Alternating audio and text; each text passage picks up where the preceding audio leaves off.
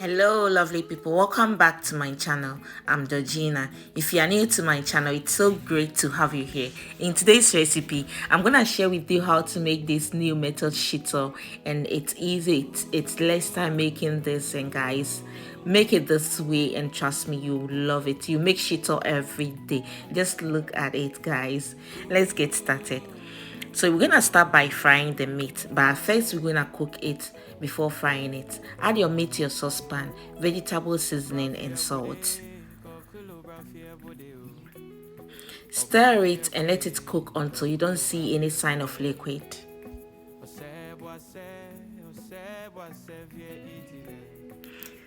Just as so, as you can see, there's no sign of liquid. So at this point, we're gonna fry it. Add in oil to your saucepan, or add oil to it and deep fry these bad boys. So we're going to use this for shito at the end. We're going to add it to the shito. So you want to make it crunchy. It should be hard. It should fry until like you don't see any sign of like it shouldn't be soft at all. It should be dry.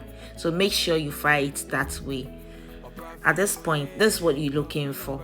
So let's move to the making of the shito.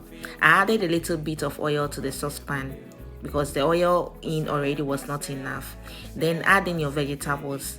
I'm using white onion, red onion, ginger, green chili pepper, habanero pepper, garlic, red bell pepper, yellow bell pepper, rosemary, and fennel seeds. So I'm gonna go ahead and stir fry this until it's the onions or until the vegetables are caramelized, until it's cooked. So guys, making it this way, it saves time a lot, and trust me. So you're gonna go ahead and cook and let this cook until the onion get caramelized. So at this point, I'm gonna go ahead and chop my fish into smaller pieces, and I'm using mackerel, but you can use any kind of fish of your choice. And make sure you slice it into smaller pieces. Wash it and add it to the vegetables.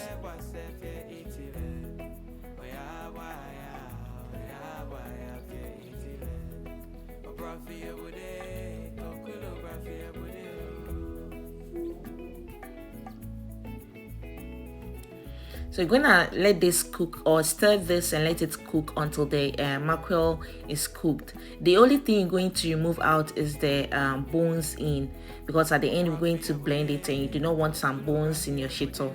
But if you have a powerful blender, you can go ahead and blend it directly. So I took out the bones, only the bones from the mackerel.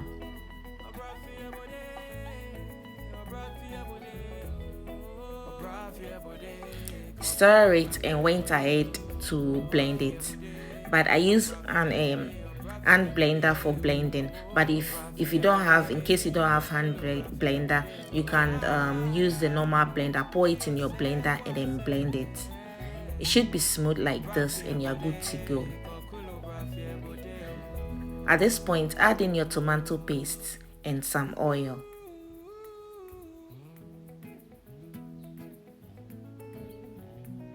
So basically, this is the process, and you're done. You only have to stir it and let it cook. Stir it from time to time and let it cook until you get to the shito point.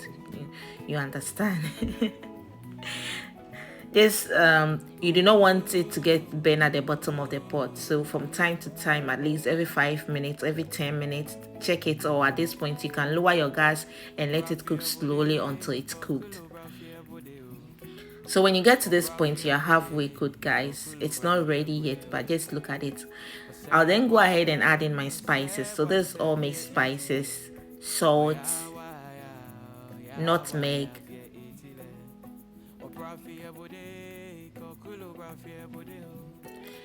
so I tasted it, and the powder and the pepper was not hot enough. So I added in chili powder and then chili flakes.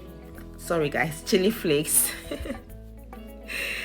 And guys, this is it. This is it. This is it. It's simple, it's easy, and you are good to go. Hey, Kameyagba. Hey, you're good to go. So finally I added in Maggi cube and the meat that we fried earlier on.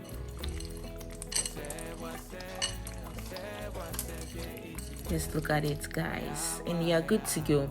So if you still want the crunchiness of the meat, don't add it to it at this time or when it's on the fire. Leave it and let it cool completely before adding in the meat. But if you can do it this way, and it's nice as well. So guys, this is it. When you get to this point, congratulations, you've made yourself homemade shito, guys. It's so yummy. I hope you give this a try. Thanks for watching. Don't forget to like, share, comment.